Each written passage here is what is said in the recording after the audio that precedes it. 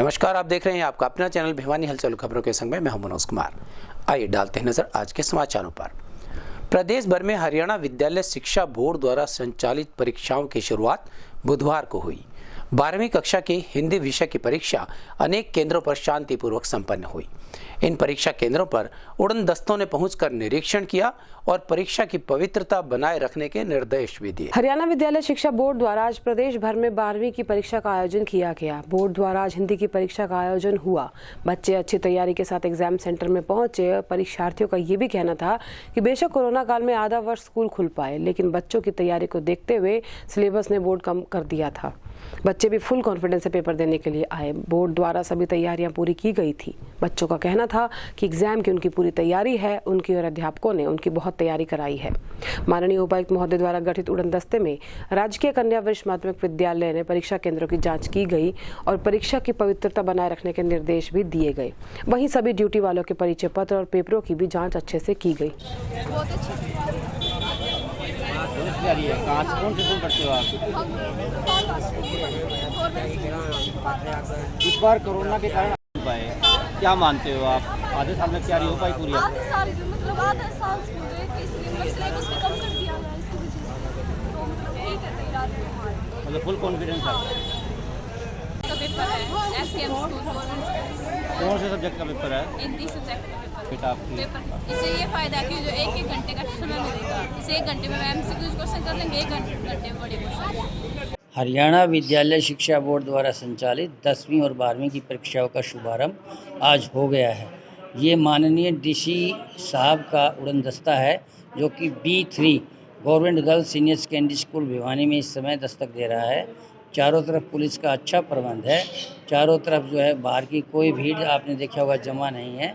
और हमारा उद्देश्य है कि परीक्षा को अच्छे ढंग से संचालित करें, ताकि सरकार की नीतियां और ताकि बोर्ड के नीतियां और डीसी साहब के आदेशों की पालना हो सके। राजकीय वरिष्ठ माध्यमिक विद्यालय के परीक्षा केंद्र में उपायुक्त महोदय द्वारा गठित टीम ने निरीक्षण किया। परीक्षा सुचारू रूप से चले संचालन और उसकी सुचिता और पवित्रता बनाए रखने के लिए प्रशासन ने चौतरफा प्रयास किया हुआ है।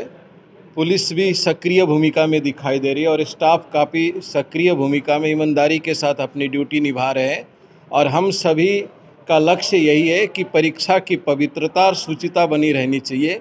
Durgesh Nandini, principal GG SSS Bapoda से DC फ्लाइंग में मेंबर हूँ। और आज हमने पहली बार शुरुआत ही है और इसमें government girls senior secondary school Bhiwani में B1 में निरीक्षण किया है और हम B3 बिल्डिंग में खड़े हुए हैं।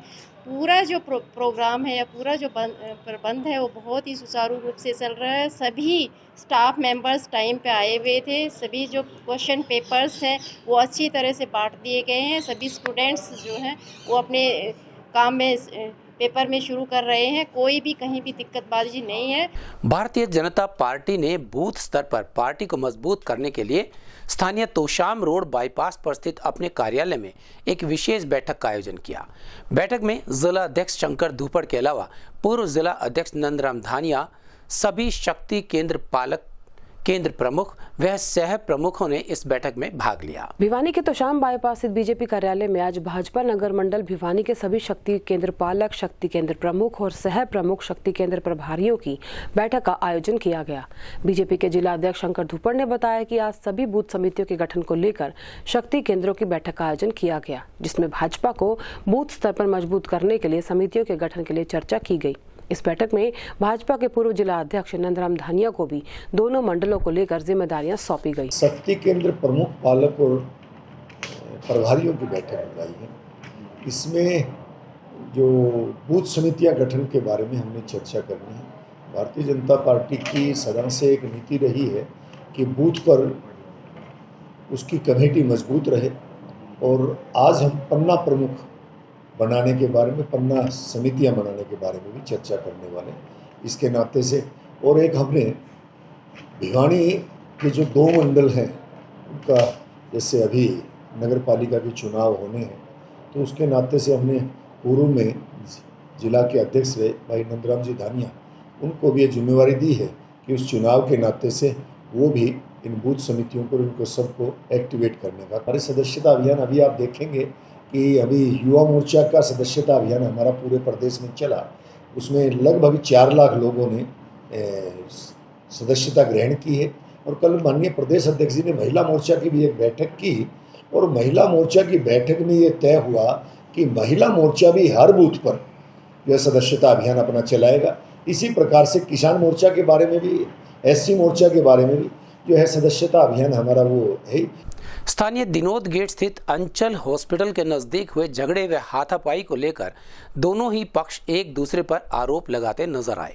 जहां एक पक्ष ने जमीन घोटाले की बात कही तो दूसरे पक्ष ने मामला न्यायालय में विचाराधीन होने की बात कही। दिनोद गेट स्थित अंचल हॉस्पिटल के संचालक डॉक्टर विनोद अंचल और अनीता अंचल ने जो मारपीट की वो निंदनीय है। प्रशासन द्वारा जो एफआईआर इन लोगों के खिलाफ दर्ज की गई है उसको तुरंत प्रभाव से निरस्त किया जाए। इसी मुद्दे को लेकर आज महिलाओं का प्रतिनिधिमंडल ने पुलिस अधीक्षक से मिला और इस एफआईआर को खारिज करने की मांग की। प्रतिनिधिमंडल सदस्यों ने कहा कि अगर प्रशासन इस एफआईआर को निरस्त नहीं करता तो 4 अप्रैल से वे लघु सचिवालय के सामने धरना देंगे। आज लघु सचिवालय के सामने महिलाओं द्वारा प्रशासन के खिलाफ नारेबाजी की गई और झूठी एफआईआर को रद्द करने की मांग की गई। वहीं डॉक्टर विनोद अंचल से जब इस बारे में बात की तो उन्होंने बताया कि कथित तौर से ये शरारती तत्व अंचल हॉस्पिटल के सामने यूट्यूबर्स के साथ आने जाने वाले मरीजों की फोटोग्राफी और वीडियोग्राफी कर रहे थे और वहां शहर के अधिकारियों और गणमान्य लोगों के खिलाफ अजूल फजूल बातें भी कर रहे थे। जब इनका विरोध डॉक्टर अनीता अंचल ने किया तो उनके साथ अब शब्द और हाथापाई पर उतर आए, जिसकी उन्होंने पुलिस कंप्लेंट की है। वहीं उन्होंने कहा कि जहां तक जमीन का मामला है ये माननीय न्यायालय में विचाराधीन है और जो कोर्ट का फैसला होगा वो उन्हें मंजूर होगा। वहीं डॉक्टर अंचल ने ये भी कहा कि इस प्रकार के कथित लोग मेरे पॉलिटिकल करियर और हॉस्पिटल को बदनाम करने की मंशा रखते हैं, इसलिए प्रशासन से मांग करते हैं कि इन पर सख्त से सख्त कार्रवाई की जाए। आज हम डॉक्टर अंचल ने जो हमारे कार्यकर्ता हैं उनके खिलाफ एक झूठी एफआईआर लॉन्च करवा के और उनके ऊपर झूठे मुकदमे 354 की धारा लगवा के और उसी संज्ञान में हम आज एसपी साहब से मिले और उन्होंने पूरा आश्वासन दिया है कि ये जो एफआईआर है वो हम रद्द करेंगे। और क्योंकि एक महिला ने एफआईआर करवाई है उसके लिए हमें तो देखो एफआईआर तो हमें भी लॉन्च करनी पड़ती है, लेकिन हमें एसपी साहब पे पूरा भरोसा है। उन्होंने भरोसा दिलाया है कि देखो जी जो दूध सच्चाई तो है वो सामने आएगी और ये एफआईआर इनकी रद्द की जाएगी। आज हमारा जो महिलाओं का प्रतिनिधिमंडल मिला है, भिवानी बचाओ आंदोलन जो हमारा चल रहा है, उस आंदोलन में कुछ कार्यकर्ताओं के ऊपर देखो आप जैसे मीडिया साथी हैं किसी भी न्यूज़ को दिखा रहे हैं और वहाँ पर डॉक्टर का आके हाथापाई करना बिल्कुल सरासर निंदनीय है और गलत है। डॉक्टर के खिलाफ एफआईआर दर्ज हो गई।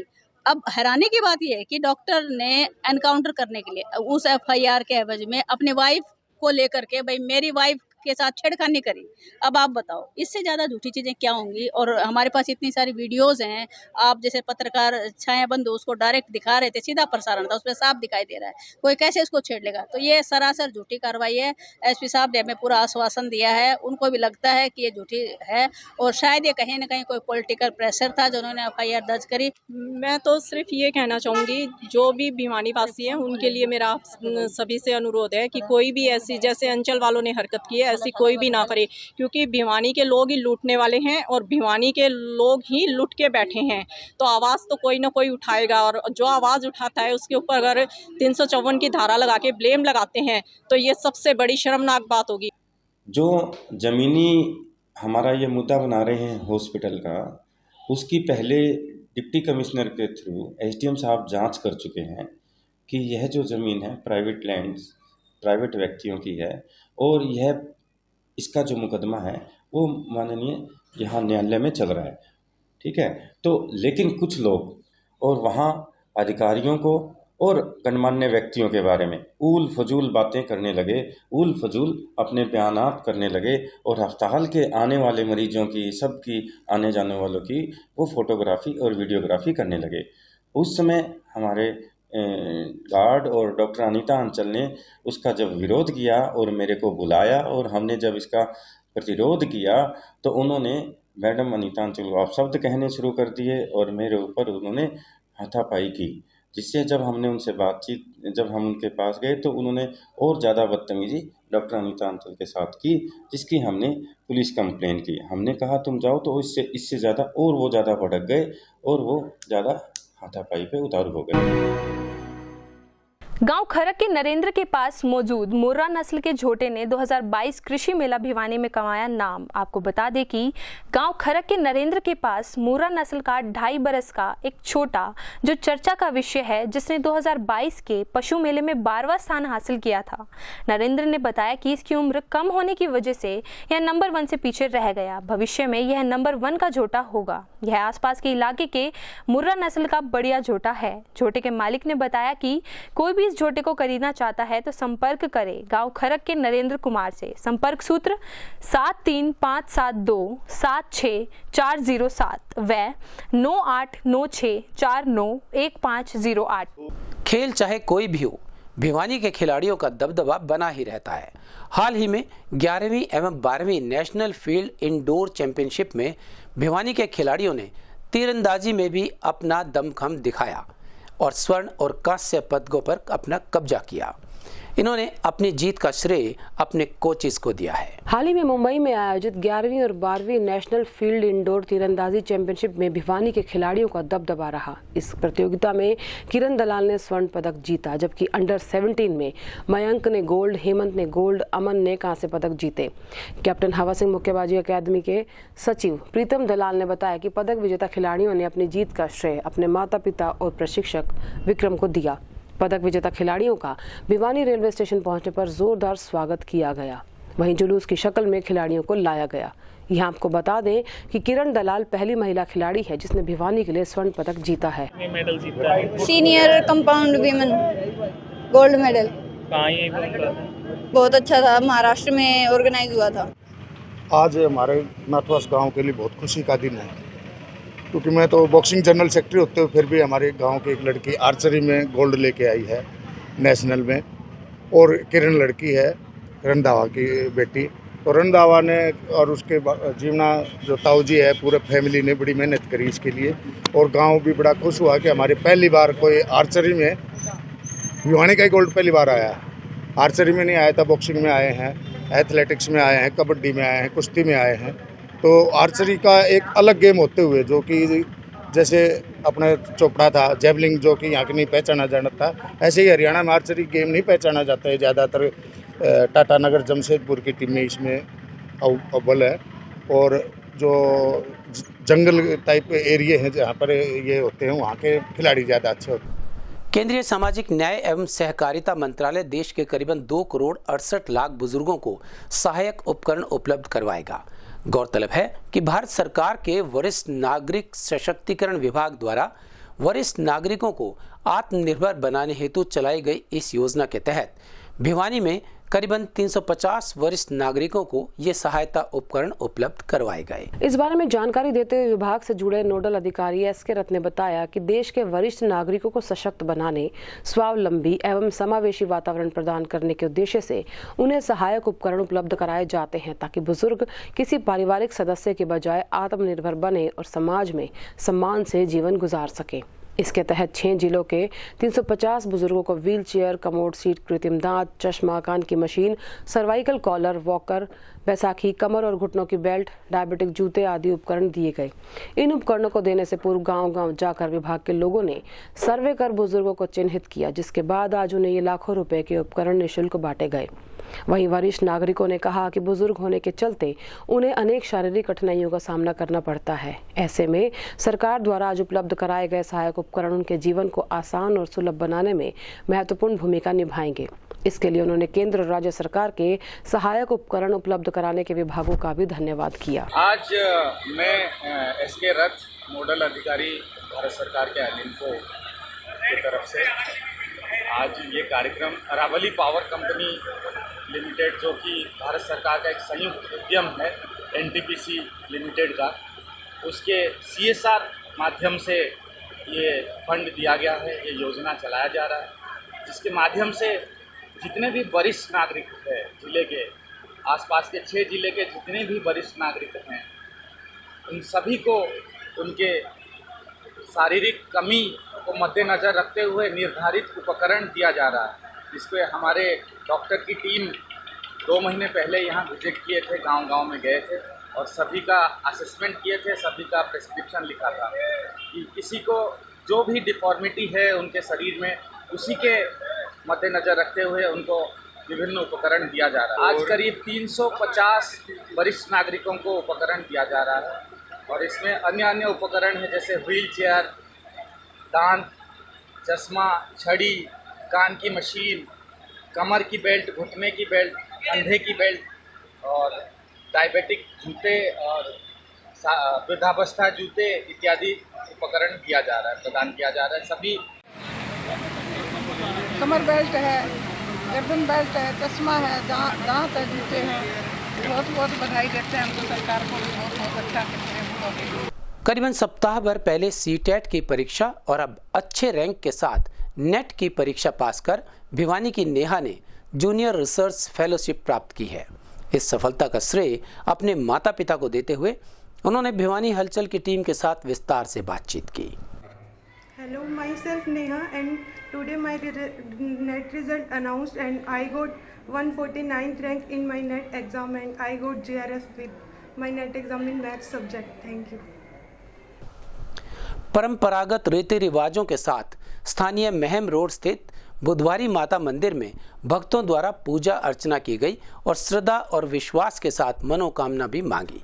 गौरतलब है कि होली के बाद यहां बुधवार को माता धोखने के लिए दूर दराज के क्षेत्रों से सैकड़ों की संख्या में श्रद्धालु पहुंचते हैं। भिवानी के महम रोड पर स्थित है बुधवारी माता का मंदिर, जहां आज भक्तों की भारी भीड़ देखने को मिली।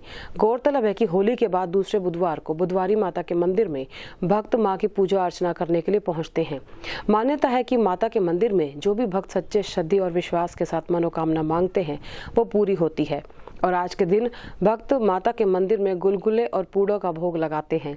प्रत्येक वर्ष इस मंदिर में भंडारा भी लगाया जाता है और कई सालों से यहाँ शहरवासी कोने कोने से आकर माँ की पूजा करते हैं। ये भंडारा है भाई, आई साल हुआ है भंडारा, अपने सभी यात्री खुशी के लिए आया है। कोई भाई बेटा मांगे, कोई बहू मांगे, सब ने माता रानी। कोई बच्चे मांग रहा है, कोई बहू मांग रहा है, कोई भाई जिसकी मन्नत पूरी हो जाती है सुधा परिवार आके माथा टेकते हैं। सब इसकी मानता पूरी करती है, सबकी ये गोद भरती है, गोद भर के भगवान माँ अपनी कृपा करके पूरी कर लेती है। मेरा नाम लक्ष्मण है और ये अपने बुधवारी माता का मंदिर है मैम रोड पे, बहुत पुराना प्रसिद्ध मंदिर है और यहाँ सारे मनोकामना मांगते हैं। कोई भी मनोकामना मांगते तो वे मनोकामना पूर्ण होने पे यहाँ अपना माथा टेकवाने आते हैं परिवार से ही। और कोई शादी की मनोकामना मांगता है, कोई बच्चों की मनोकामना मांगता है, कोई मकान की मनोकामना मांगता है, उनकी सबकी मनोकामना पूर्ण होती है। हमारे संग में बस इतना ही। अगले के लिए देखते रहिएगा आपका अपना चैनल भिवानी हलचल।